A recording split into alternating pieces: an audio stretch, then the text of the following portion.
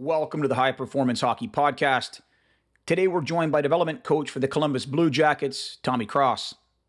Tommy joined the Blue Jackets as a development coach in August 2023. He played 12 seasons of professional hockey before retiring following the 22-23 season. He recorded 56 goals, 174 assists, and 230 points in 588 career American Hockey League games. He served as a captain or alternate captain in each of his final 7 full American Hockey League seasons, including as an alternate captain for the Columbus American Hockey League affiliate Cleveland in 2018 and 2019. He also collected an assist in 3 National Hockey League games with the Boston Bruins in 2015 and 2016. He was selected by Boston in the second round, 35th overall in the 2007 National Hockey League draft. Connecticut native played college hockey at Boston College and totaled 17 goals, 43 assists for 60 points, and 171 penalty minutes in 134 career games from 2008 to 2012. He helped the BC Eagles capture the NCAA championship in 2010 and 2012. It's a really awesome conversation. Tommy's a top-notch individual. Was lucky enough to meet him at the Columbus Blue Jackets development camp this year, in which we were able to be special guests on the ice and in the behind the scenes with the coaching staff. Outstanding human being, super humble, super knowledgeable. We speak about development at the National Hockey League level, trying to get players to continue to grow on and off the ice to reach their ultimate goal of playing in the National Hockey League. Tommy does a fantastic job. It's an excellent podcast. It's an excellent educational hour. Welcome in.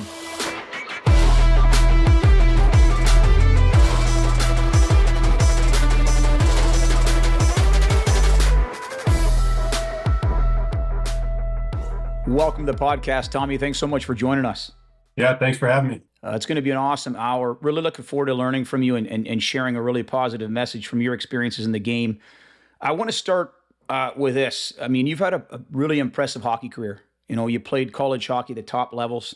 You played in the American Hockey League over, 588 games to be exact.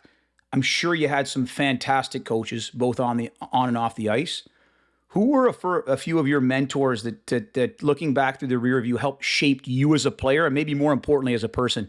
Yeah, I think when I think about the mentor part of the game and who played a big part in my evolution through hockey and continues to do that, I mean, it starts with obviously my dad. He introduced me to the game, and I think back a lot to the way he did that and how he nurtured my relationship with hockey. And I'm thankful for his guidance. And I think back to all the times that we spent watching hockey, and I didn't realize it at the time, but it's a tool that I refer to a lot now with what I do is watching hockey, studying players, studying tendencies. And at a young age, my dad was influential in introducing me to watching the game and studying the game.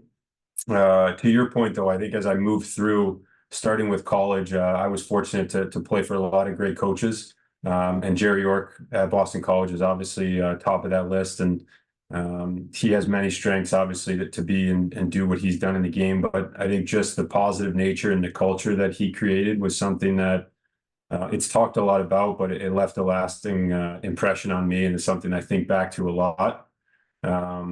And then moving into the pro game, a lot of the coaches I got to play for in the minor leagues have continued on themselves and become NHL coaches. And guys like Butch Cassidy and Drew Bannister, Jay Leach, Kevin Dean, just to name a few, are guys that you could tell even when they were in the minor leagues that they knew what they were doing, and they taught me a lot, whether they knew what they were teaching me at the time or whether they thought I was listening or not. They left a big impression on me. So the last 7 years of your professional career, you were either a captain or an alternate captain, right? Which is pretty impressive. Let me ask you this. It's related but unrelated. I'm talking about mentors in the game, leadership. Is that something you think you can teach, or is it something that you're born into, or is it a combination of both? Yeah, it's a combination, and I would even shift towards, I think it's something you could teach. I think it's something that can grow and can be talked about. And some of the best leaders that I were around, it sure seemed natural to them, and to watch them and how they were leaders and the way that they showed that leadership, it was different throughout all of them, which intrigued me.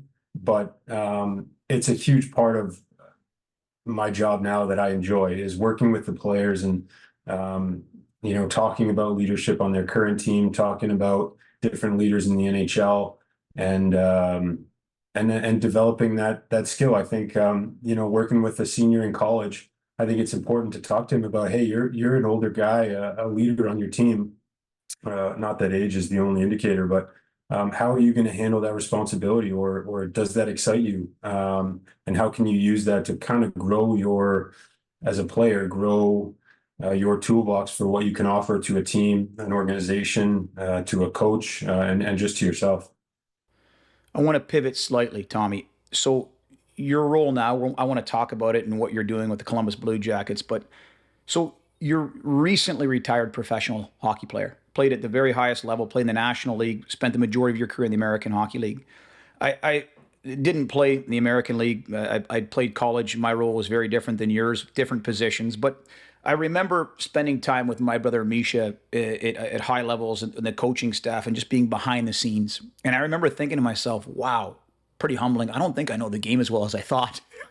like I'm just like, oh my gosh, just the little intricacies of the game, the patterns that they see that I might not have seen as a player. Stepping back, and I realize it's recent for you, but do you feel as you stepped away from the game that there's, oh my gosh, this coaching element, I don't realize the detail that there was when I was a player, if that makes any sense?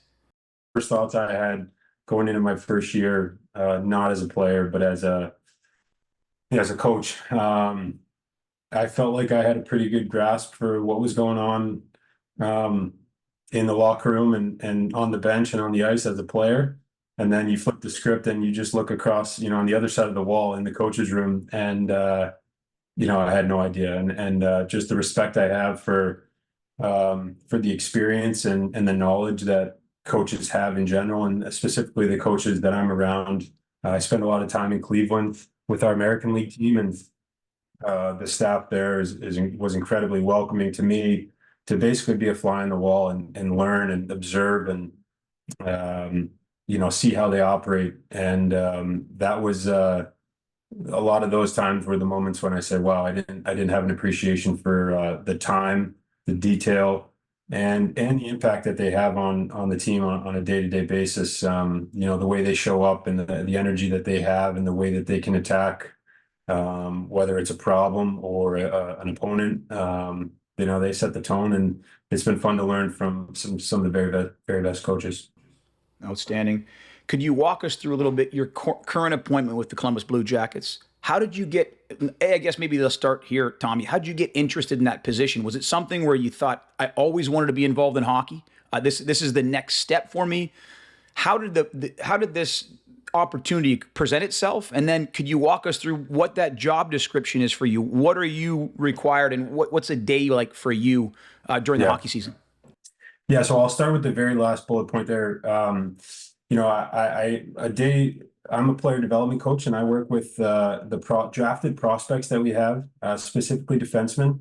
And essentially, I'm an individual coach for them as they move from their current level or from their draft into college, into junior, and then as they evolve from there into transitioning to professional hockey, and then ultimately hoping get them to be the best versions of themselves and get to the NHL and be contributing members for the Columbus Blue Jackets. So it's kind of wide ranging, but I really enjoyed my first year and getting to work with the players. That's the part that I enjoy the most.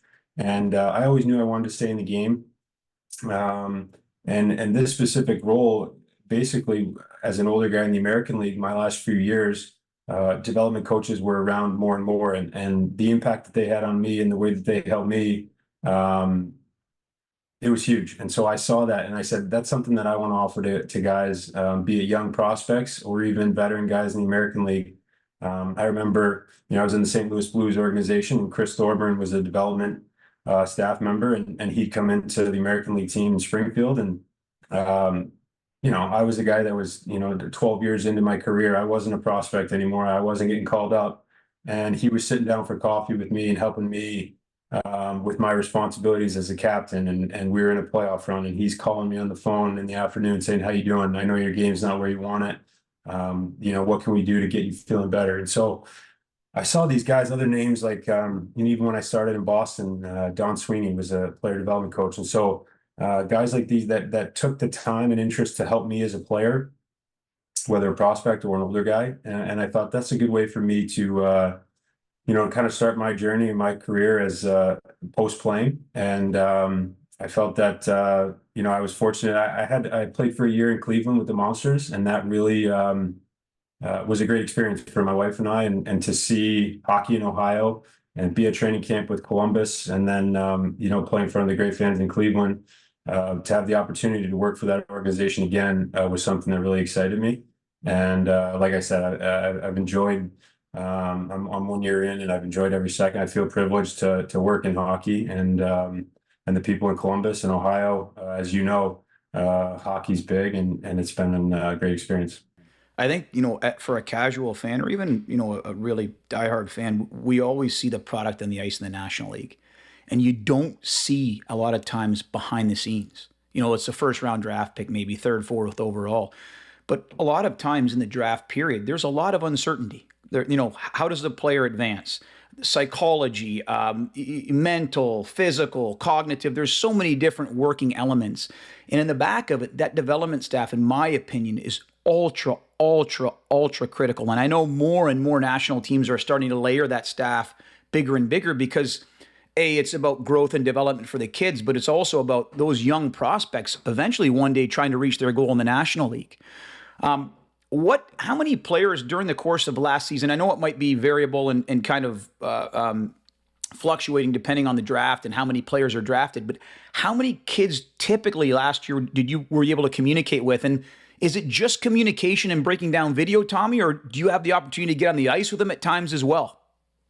Yeah, so it's a bit of both. And last year, being my first year, I started with 5 of our defensive prospects, and they were spread out over leagues across North America, be it the Western Hockey League, a couple of players in Hockey East, had some exposure to the USHL. So selfishly, it was great to be able to see, compare, and start the process of seeing a cycle of player go from junior to college this year, or dominate in the Western League to then turn pro in the spring and see if the strengths carry over. So it was 5 defensemen that I'd communicate with pretty regularly, and obviously track their progress and their play. Basically every game that they play, be on top of how they're playing and what their role is, and how they are physically and where their mind's at, checking in with the player after big weekends or blocks of games. And like I said before, interacting with the player is the part that I enjoy the most. So getting their feedback and working with them on their self-assessment, I think is a critical part. And then also, and you touched on it briefly, but there's the player development, which can be, there's so many resources, and players now I find are so and curious to get better, and there's resources, and they want to know what they can do, and it's a great part about the game right now. And I think whether it's skills or skating or strength and conditioning, and I think a place that I like to zero in on a little bit that maybe not as on the forefront for some guys is, I refer to it as the people development side of things, and that's just from the mind, from the shoulders up, and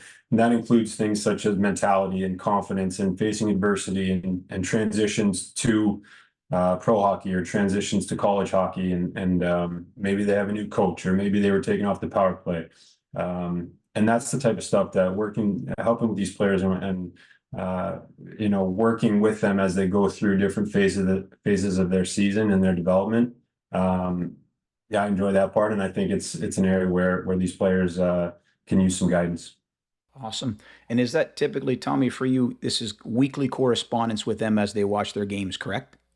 Yeah, yeah, that's typically the way that I do it, and the schedule of the season can dictate um, some of that, some adjusting on the fly, be it World Juniors for some guys in December and January. Obviously, there's a lot of voices that are in their head, and so, but like relationships and earning their trust is important, and then developing the trust from there is my way of approaching it. Very quick question, but deep question. and I'll answer it myself first and give you a little bit of meat on the bone. Do you have, or what is your teaching philosophy and development philosophy? And for me, looking back at it, doing strength and conditioning now for going on 25 years, I always thought at the start of my career it was very rigid, but I've realized as I've aged and I've gotten older, my philosophy changes quite a bit. So it went from the weight room for me to do no harm. All right, obviously eliminate or reduce injury in the weight room. Do your best to reduce the occurrence of injury on the ice, the best availability or the best abilities availability, and then obviously enhance performance. From the off non-weight room side for me, this acronym really stood out. I read it a couple of years back. I stole it from a friend and strength coach of mine, and I'm sure he got it somewhere else in the business world. It's people, process, or people, principles, process, and provisions. It all starts and ends with people. So, you know what? My philosophy's changed over the years. Do you have an overarching philosophy that you guide yourself by or your coaching by? If so, if you don't mind sharing it, that would be outstanding. This episode has been brought to you by the High Performance Hockey Masterclass. The High Performance Hockey Masterclass is a comprehensive lecture series exploring the science and practice of high performers in the sport of ice hockey. It was designed and created and engineered by myself, Anthony Donskov. It is an 8-part lecture series that includes metric fixation, the tyranny of metrics, reading research, what matters, going back to get my PhD as a 40-year-old, how do you target your readings in terms of digesting, accumulating, and reading your research, biomechanical considerations for ice hockey, the adductor magnus, how we program hip health during the off-season and in-season, the Gain, Go, Grow model, this idea of a 3-day rollover program for high-performance hockey players, considerations for the in-season, how to manipulate that model for high performers, our communication structure within the confines of Donskov strength and conditioning, and finally, the fast and frugal tree, considerations for return to play. More information on the High Performance Hockey Masterclass can be found at anthonydonskov.gumroad, GUMROAD.com. Thanks for listening. Like I said before, relationship is critical for me. I think earning a player's trust, and that's where I start. And I think sometimes it happens quicker than other times. But I often say, like, I don't control your ice time, and the outcome of the game isn't at the forefront for me. Like when I go watch a kid that's playing for Youngstown, if Youngstown wins, obviously it's good for the player that I'm watching, but I'm not controlling his ice time, and the outcome of the game isn't necessarily, do or die for me. So because of that, my sole intention is helping this player along his path. And everyone has a different development curve, and faster is not always better. So I think starting with the relationship, earning their trust, and making sure that they know what my intention is important. As far as the skill stuff and being on ice with the players, I'm a huge fan of, I call it running routes. I know game patterns, there's different terms. I like to talk about running routes. I think of, I think of receivers in football. They run their routes. When I played for Bruce Cassidy, obviously, had a great tenure with the Bruins and has gone on to the Vegas Golden Knights. His drills, he doesn't have a lot of them, but they're designed specifically to mimic routes that you're going to run in his system in the game. And I just remember going into, in the American League, we'd play 3-on-3s Friday, Saturday, Sunday. And, after 3 days of practice, I've run different breakout routes and neutral zone regroup routes and power play routes. I've done them a number of times where I felt like my game was ready to carry over and transition from practice to the game. And so I try to do that for my players. And then from there, I'm a huge fan of repetition. And there's different, like you can get into, speed and getting, moving through things with pace. I also like to talk about smooth being fast, because I think execution is paramount. And I talk about it with some of my defensemen, like the difference between an American League defenseman and an NHL defenseman in some situations is execution. Like the NHL defenseman will break the puck out at, a certain percentage, and the American League guy will be at a different percentage. So like, let's apply that to our practice drills, to our reps. And we, like, how many times are we successfully executing a rep of a drill? If we do it 10 times, how many successes do we have? And so thinking about things that way is my approach.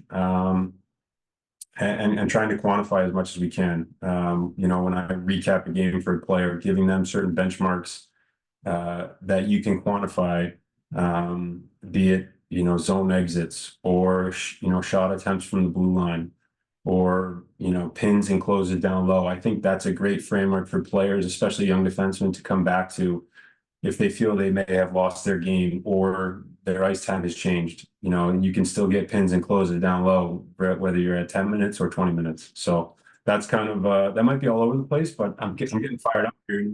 No, it's outstanding. I love it. And you know what? It's so refreshing to hear this because I feel like young players need to hear this a lot. There's a story I told a long time ago, and I know the players in our gym kind of roll their eyes.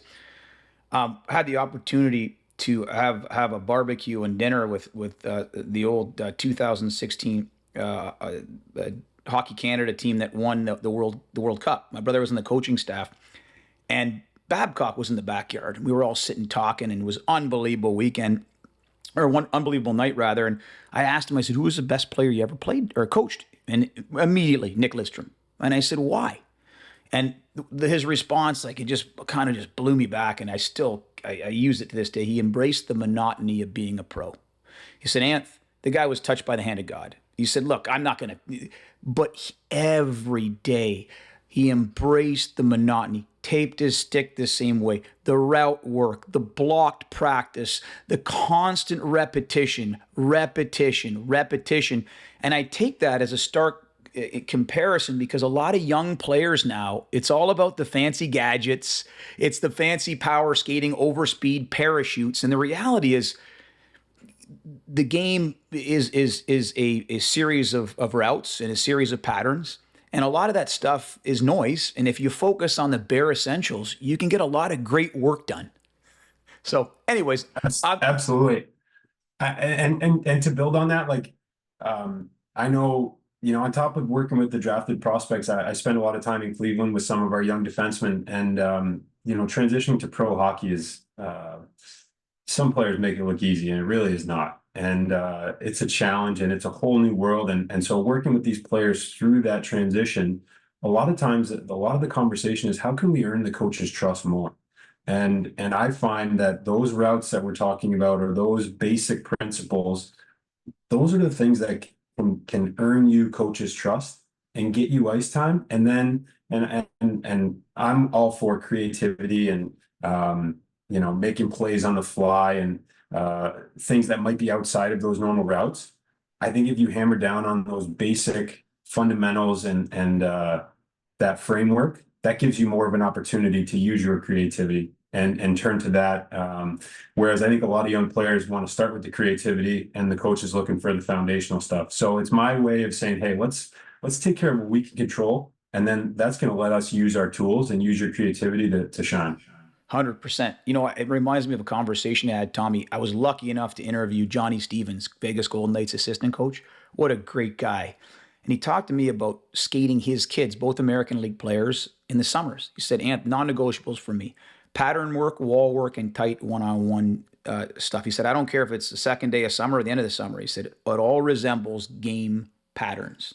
And, when designing programs in the summers we work with several AAA kids or, college kids or minor pro kids. If it's a forward D split, it's always pattern specific. I call them non-negotiables. If it's the forwards, it's wall work. If it's patterns, breakouts, etc. But it always comes back to something that you see in a game that happens over and over.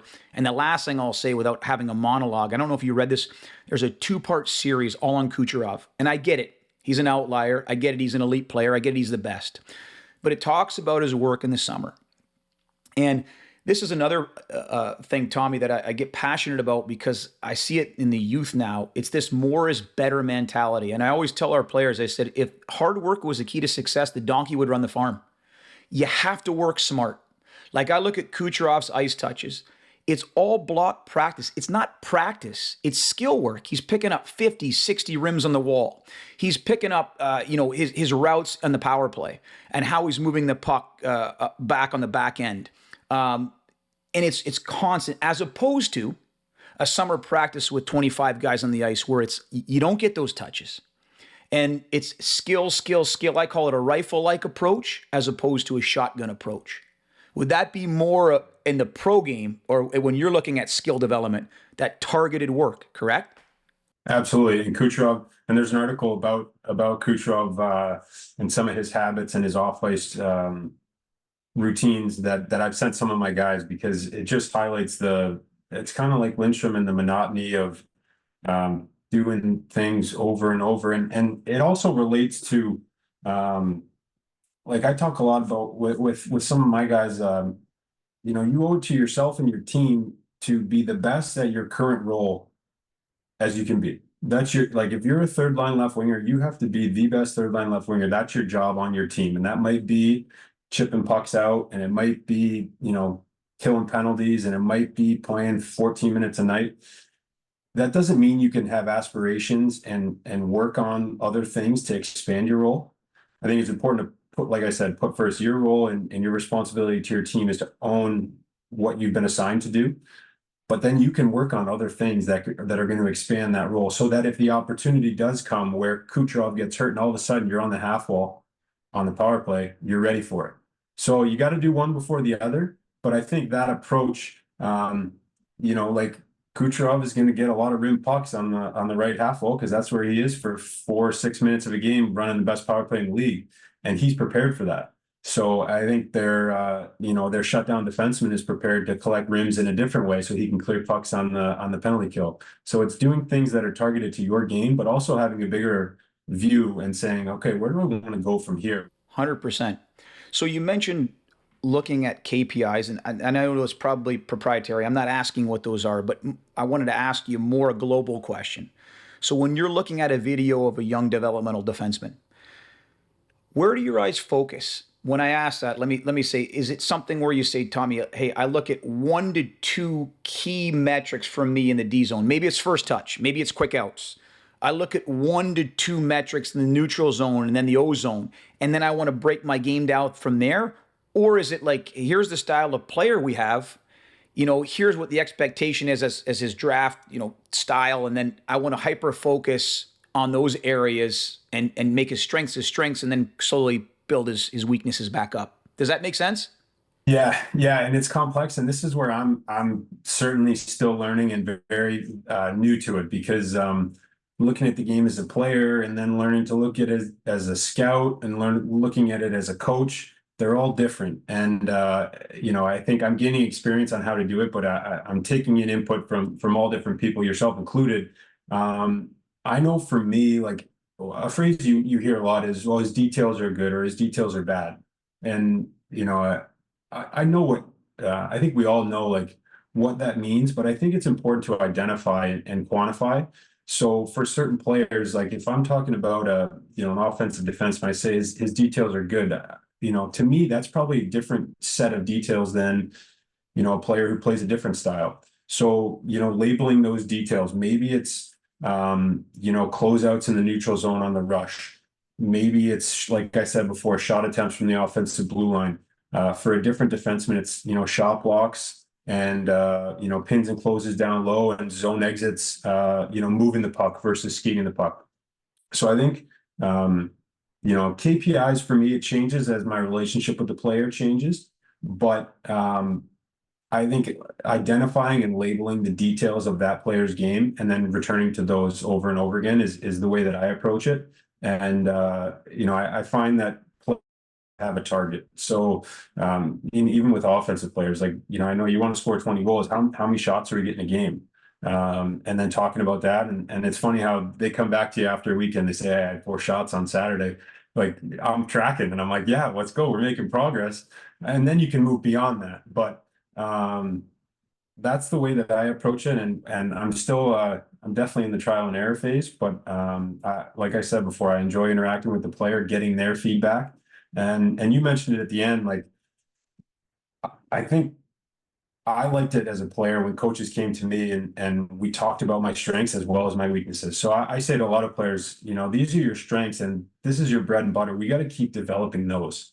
I think it's certainly going to be necessary that we improve your weaknesses as well. But a good way for me to get their attention and kind of get them thinking or learn how they are thinking is to talk about their strengths, expanding those, because they're always going to come back to that. And then obviously identifying weaknesses and improving those along the way.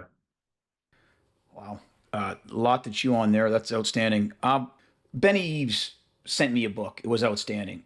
He sent it to me at training camp. Benny's like reads a ton. Like I like to read, and he said, "Ant, this book you got to read." Oh my, it's good. Doug Lemov, The Coach's Guide to Teaching. Awesome book. Have you read it?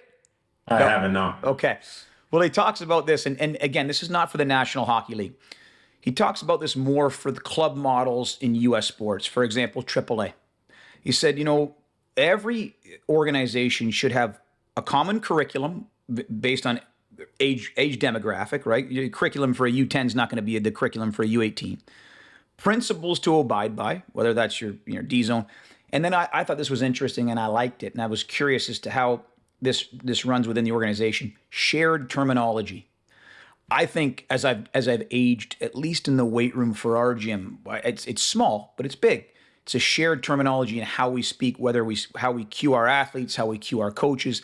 That shared terminology in the ice. So if I'm in there or Tommy's in there, it's the same language. We're not speaking a different language. I guess my question to piggyback on this is from this, is there a shared terminology that you tried to use, with the Columbus Blue Jackets? Is that brought down from the father club? Yeah, and I think shared terminology, I think it promotes cohesiveness and more concise communication. So I think it's paramount. And I think being in my role, being around the coaching staff in Columbus during training camp or during development camp, and then being in the coach's office in Cleveland, I think you hear what they're harping on. And that way, I think you're better prepared to, when you have a defenseman that's turning pro, you're better prepared to help them, say, listen, you're going to hear a lot about your gaps, your angles, and your challenges, or you're going to hear a lot about quick feet, quick hands, whatever the terminology may be. It's helping the player prep for what they're going to hear a lot. And I think in Columbus and Cleveland do a fantastic job as far as being on the same page and using the same terminology. And I know from being a player, it certainly helps when, you might get called up in a tough spot or last second, and your D coach in the National League is using the same keywords or the same terminology that, you've heard for the last 4 months and 40 games down in the minor leagues.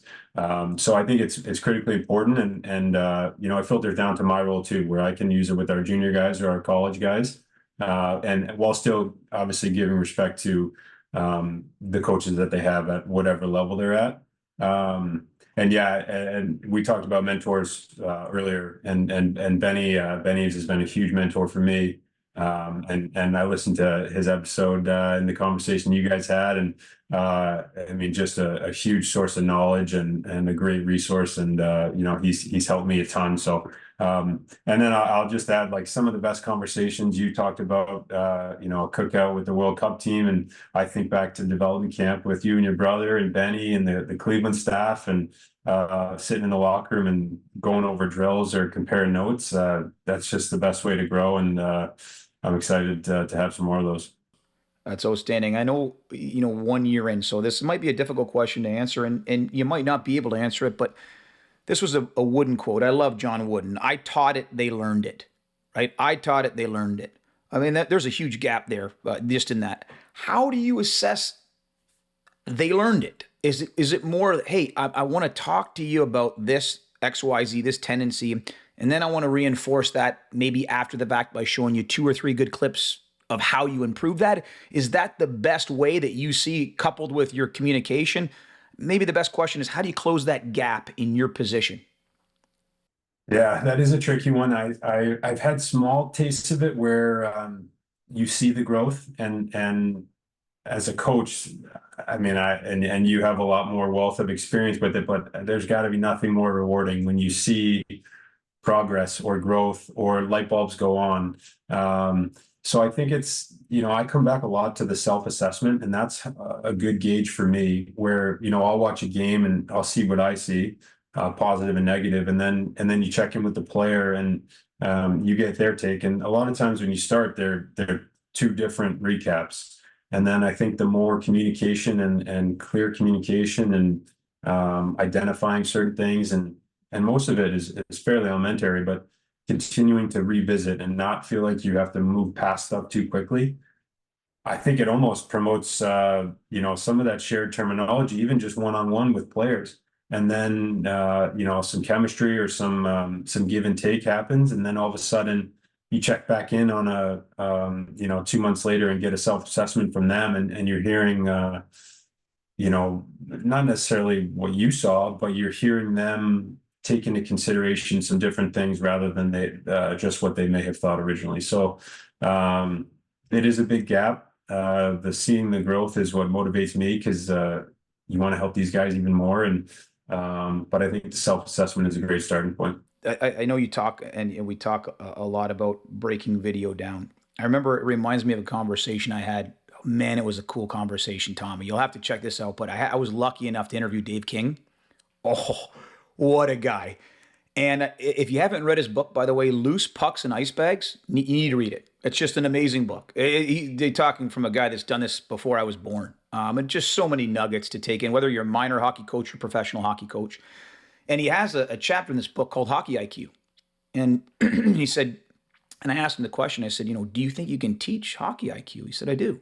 He said, I don't think I can teach a D- student to be an A student, but I think I can teach a D- student to be a C student through the use of video, now this all depends on age group. Maybe a best question to ask is making that transition from junior college to pro. Do you see it more as a decision-based gap or a skill gap? Meaning, hey, the guy's got the skill to do it. He just hasn't, it's a decision issue. Or, hey, like the guy doesn't have the skill. Is it variable? I mean, you've played in both. You played in the National League and you played in the American League, which is the best developmental league in the world below. Is it more of a, I don't want to say what prevents players, but is it that big of a skill gap, or is it more the processing? I would say it's the processing. I think now more than ever, players coming up these guys are ultra skilled, and as athletes and as hockey players, the levels of conditioning and skill and expertise that they have it's impressive. You watch some young players, you say, how old is that kid? And, they might be 16 and they've got skills that are, that are far advanced that, what 16-year-olds had when I was coming up. So I think it's processing. And I think it also goes back to the execution we talked about before. And being able to execute and use those skills at a certain level, but then bringing those skills and executing at a similar rate at the next level is the challenge. And so I think that is the processing. And that is, there's some variables like the speed or the size of your opponent or of how fast things are going around you. But I think it's players understanding the value of the puck and the value of execution and learning to process what's going on. I think the skills are there. A lot of times they need to continue to be developed, like I said before, with your strengths, but I think the skill levels are very high. It's learning how to execute and like you said, process, and there's different words you can use, but that's the part that that players can shift their attention to, rather than think like, I've got to increase my skill level. I think it's more between the years. Awesome. Pivot. I want to talk about on ice. Again, I had the opportunity and honor of working with you guys for a week. It was outstanding, unbelievable people, and an awesome learning experience for both my brother and I. You worked with the D-men at development camp. So there was anywhere from 4 to 6 D. I guess, not asking for specifics, but walk me through your brain, or walk the listener through your brain on, hey, I'm going to devise this. This is what I want to focus on. I know you talked about patterns.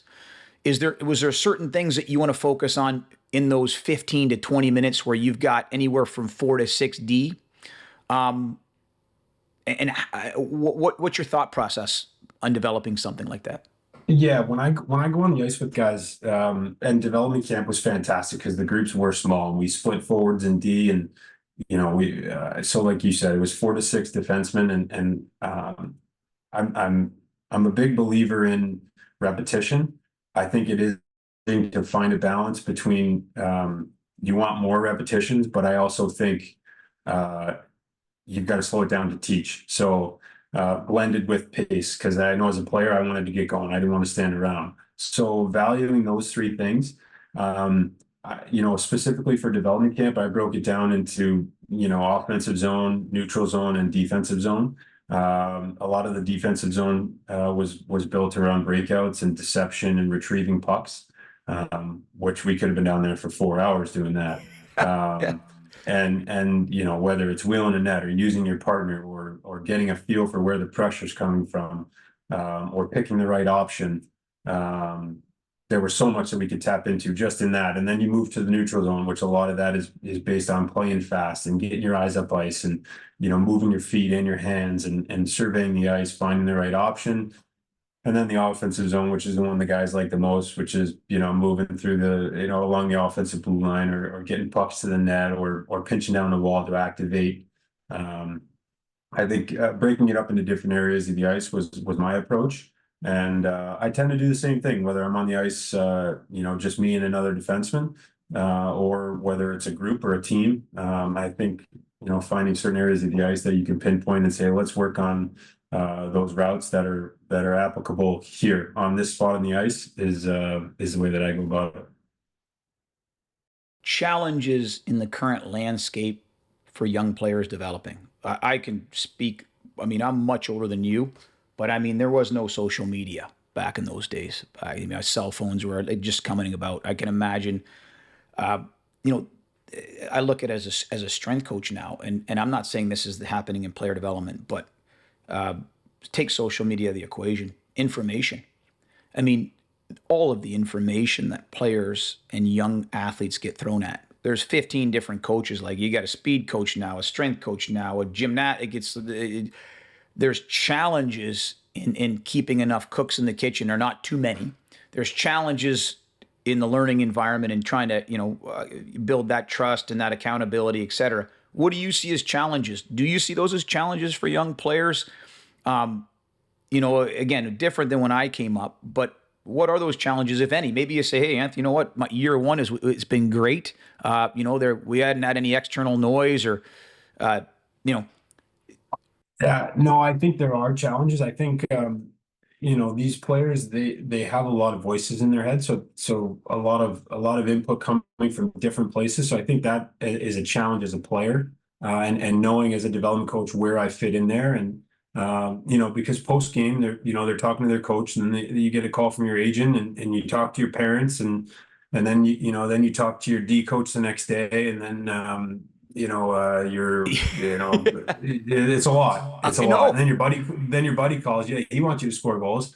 And then, and then your agent calls you again. So knowing, when to speak up, when to give some space, I think is important in my role. I think and it might not be a challenge, but I think that one thing that's changed is, players ask questions, and I talked about it before, but they're curious and they want information and they want to learn. I think when I came up, I think it has changed, where before, if they told you to do something, you said okay, and you did it, or you were expected to do it, and you didn't really ask a whole lot of many questions. And now they want to know why. They want to know, well, what about if I do that plus this? So I just find that today's player is curious, and it's a great sign, because they want to get better. So that's what makes it fun to work with them. But I think it also it can complicate things, because you got to be prepared, but also with the player, I think they go in with a lot of different thoughts. So that's where the mindset training and helping them calm their mind and focus on certain things that might make it more simple for them, I think can be crucial. Outstanding. I like that too. Curious. I would agree in the weight room. It's not good enough to say do something, especially with older players. I think it's more of a cooperative approach, and you've got to be able to educate as well. And obviously, if you don't have the answer, you try to find it for somebody. But I would agree with that in that capacity, at least in the off-ice portion as well. The pendulum currently swinging in performance. I know, again, you're 1 year into your duties with the CBJ. I talked to Benny about this, and it was interesting. I liked his thought process. He talked about all of the young players and the young the potential, right, for young athletes trying to reach that ultimate goal in the National Hockey League. You look at staffs like Toronto, who has like 18 different strength coaches, 4 different they've layered their staff so much. Where do you feel that that's going to go? Your job, is it going to be in the National Hockey League as a whole? Do you think that's going to be a continuous development staff? They're going to sink more and more resources in that for these young players. What do you think the future of the development coaches in the National Hockey League? Remember, rewind back for you, right? This is a relatively newer position, correct? Yeah, I know. Yeah, I guess my first response is I hope it continues, because Yeah. otherwise I gotta Otherwise, I'll I be gotta calling. Yeah, I gotta find something else to do.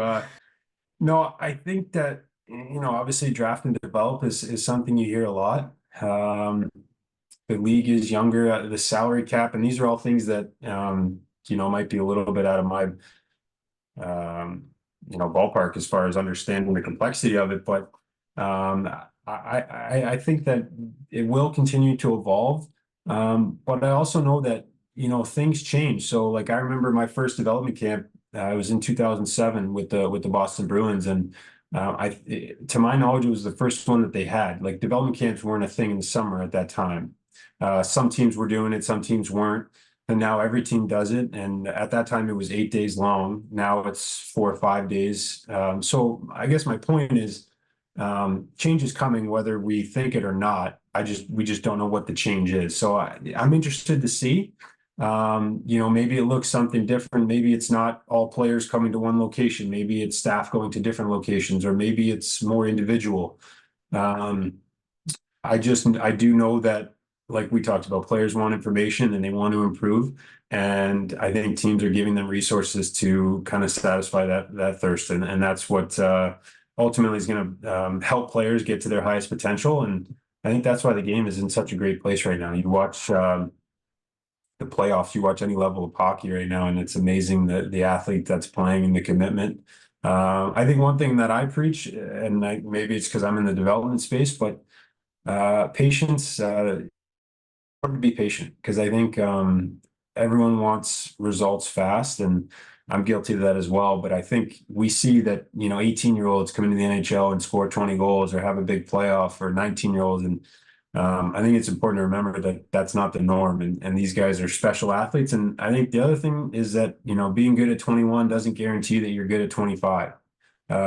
Same thing at being good at 15 doesn't mean you're going to be a great 18-year-old. So to those players that may not be developing as fast as others, that's okay. 3-4 years in the American League, while we all want to get to the NHL as fast as we can, I think it's better to do it right and spend the time, whatever level, preparing yourself for the next level. So staying with it is important for players, and that's something that I preach. But I'm excited to see the change, because we know it's coming, like I said. But I think younger players are having more and more success, and that means that development and giving them resources is critically important for organizations. So I think it's going to continue.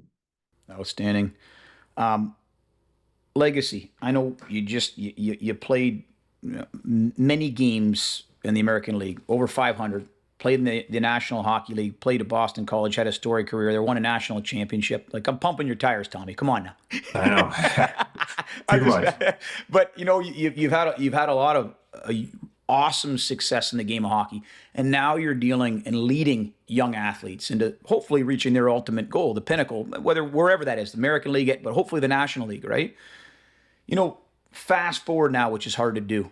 How do you want to be remembered? What's your legacy? How do you want to be remembered in the game as a coach and as a person? Yeah, that's well, I'll start with this. I think hockey is it's the best game on earth, I think. And it's a game that's given me so much. Like I'm so thankful and appreciative for what hockey's given me, both as a job and but the friends and the community and the what I've learned through hockey, be a character and teamwork and work ethic, all those types of things. Like hockey is the ultimate because of all that. And so if I can now give that gift and help help give it to others, that I see that as a success. Like I said, I took so much from the game, and now I think it's time for me to give that back to younger players. And if that's helping them transition to the AHL or, make the NHL or whatever it may be, I think that's a good start.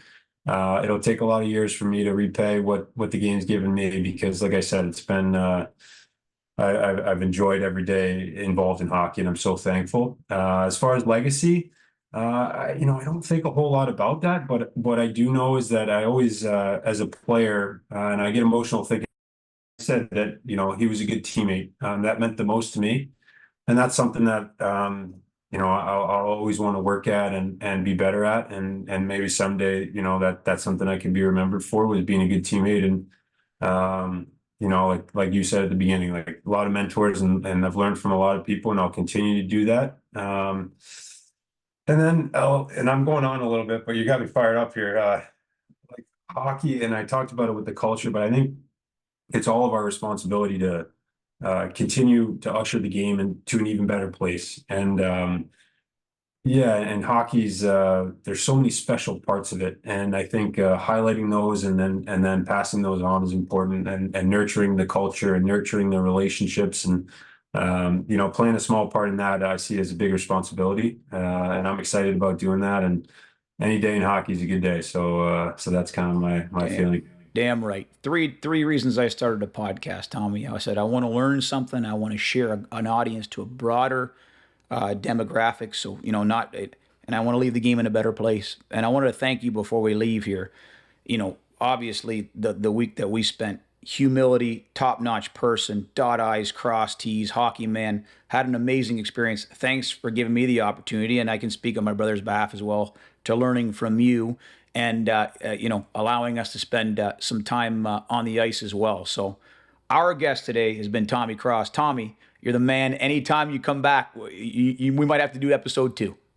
Yeah, well, I'm going to come out to the facility once I'm out in Columbus for camp, and I'm excited to see you guys again. And thanks for having me. I've learned a ton from you guys, and I'm going to keep calling you, because you got a wealth of knowledge that I got to tap into. So thank you.